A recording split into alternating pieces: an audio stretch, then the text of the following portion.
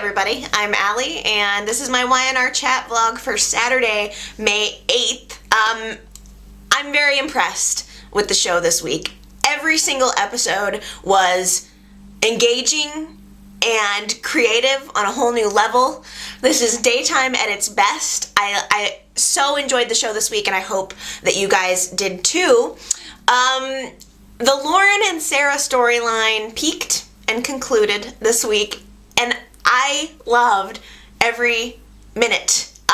First of all, the carnival set. Thank you, YNR. Just thank you. It was so fun, and it appealed to the weirdness in me on so many levels. I'm into clowns and carnivals, especially right now, so it was almost like YNR was reading my mind with this set. So like I truly loved it. The carousel scene was very odd and different and cool, and I loved the House of Mirrors. That was epic. I mean, what a great place to have this final showdown between the two twins, the doubling. You know, I think that some of the actual storyline was a little bit far-fetched. At times it was a little bit hokey, but I appreciated it anyway. The entire thing had a lot of color. It was a good theme. It was layered with meaning. I mean, the House of Mirrors, that was meaningful. You know, I thought that was really creative.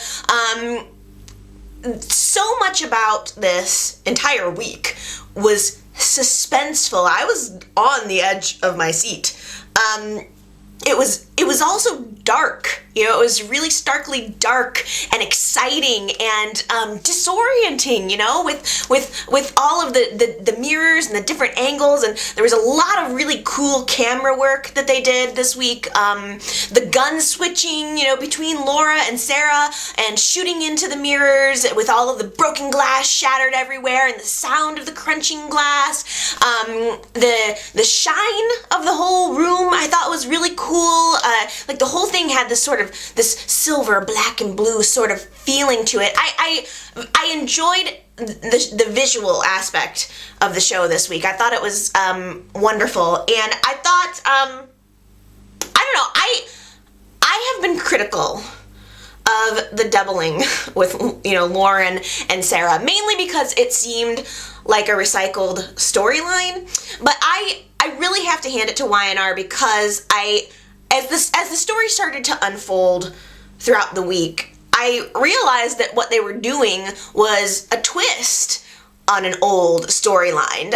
You know, inside the House of Mirrors, with all of the characters' different reflections, it kept the viewer not knowing who was who. There were many times where I didn't know who was Lauren and who was Sarah. So it was, you know, we're used to see, you know, you could almost kind of feel the entire storyline building to that who's who and somebody's gonna get shot and we have to figure out who it was. But, you know, but traditionally the viewer always knows who it was. This time I was disoriented, and I enjoyed that about it.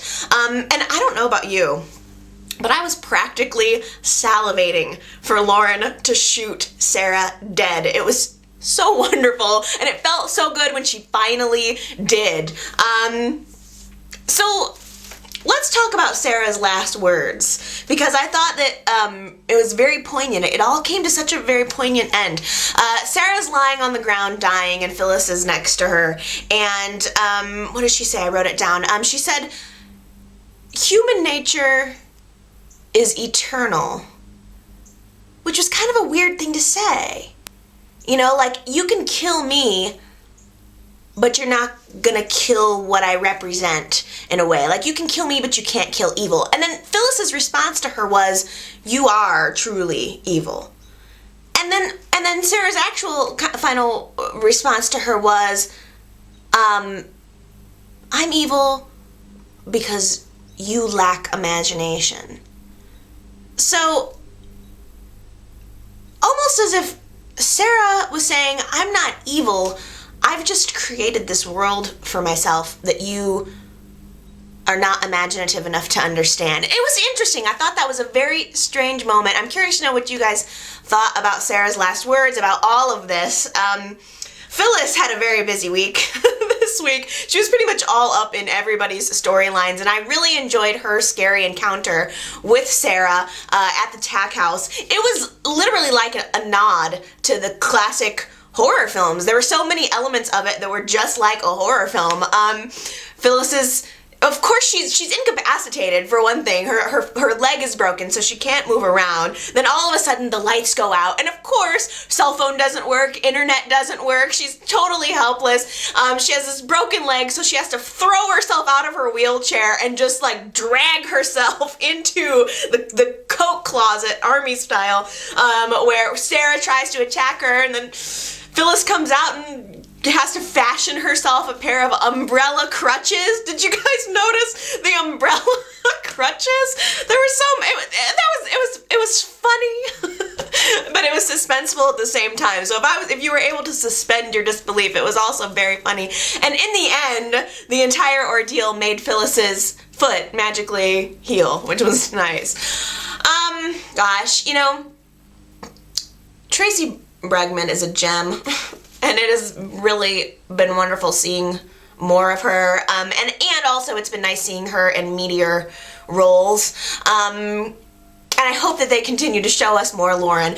Christian LeBlanc was so good this week. He is a great actor, and I have to say that he is a great comedic actor too. There were some moments where it was so out there that he almost played it with a sense of humor. It must be odd playing those roles where it's so far-fetched, but I feel like all of the actors throughout the week they really embraced the farce. They didn't let it ruin their performances. And I think that there was an element of humor even to the suspense, which I enjoyed. So bravo to Weinar. I thought it was very, very well done. I'm a very satisfied viewer this week. And, finally this storyline is over, and I'm personally looking forward to seeing what is next.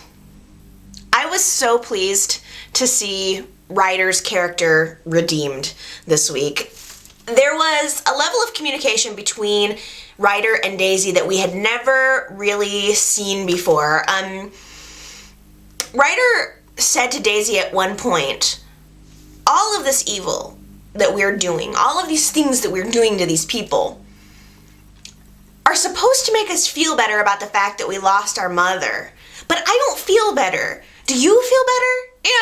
It was a wonderful moment between the brother and sister, and also Ryder making the appeal to her that I know we have the same feelings. We're twins, so I know you're feeling the same thing as I am. So, having him kind of try to talk her down from the ledge was very moving, and it was something that we hadn't seen before, and especially because it was really the first time that we ever saw cracks in Daisy's facade, which was interesting and different. And I think that it showed us that deep down, Daisy hates herself. She shows herself as this confident person, but deep down, she hates herself, and she knows that everyone else hates her too. She has to drug guys to get them to sleep with her. So, it was very interesting to see that side of her personality, and physically also being able to see that the moment she started to show even the littlest bit of tenderness, she would harden up again. There were several times that Daisy had the gun pointed at Ryder, and I really thought that she was going to shoot him. I could see the storyline, I could almost see it in my mind moving that way, and there was this sick part of me that wanted it to happen. As much as I am feeling Ryder right now, and I am feeling Ryder right now, I wanted her to shoot him, and it was almost like it was sick for me, because it was like I wanted to feel it more, even if it was hurt and pain, I wanted to feel it more. I wanted her to shoot him. I don't even know why. It's horrible of me. I wanted him to die just so that I could feel it more. It's weird, but it's true. Because I'm starting to realize that I am having very unholy feelings for Ryder that I was not expecting to have. It sort of has been in a process of evolution for me, I think, throughout the past couple of weeks. But I'm having unholy feelings for Ryder, and now he's gone. Kevin was very kind to him. He had this moment of where he had the gun pointed at Ryder and he said, you know, get out of here or I will kill you. And if you ever come back, I'm going to kill you. It was a great moment between the two brothers. And then, of course, we saw Ryder and Daisy in the car together later, ready to put Genoa City into the rearview mirror, for now. Anyway, so I'm curious to know, do we have any contract news on these two actors? Are Ryder and Daisy planning on, will they be back to Genoa City? Will we see the characters again? If you know the answer to that question, or you just want to give me your comments on anything having to do with that, do you want to see these two characters back? How did you feel about the entire carnival set? Leave me a comment and let me know. I really can't wait to hear what you guys think about this explosive storyline. Well, really, there's so much going on in Genoa City this past week that there's no way I can cover it in one video, so I'm actually going to post a 3-part video today. So this is going to be the end of part 1. Definitely check back because I have so much more to talk to you guys about, and I'm looking forward to it. So see you then!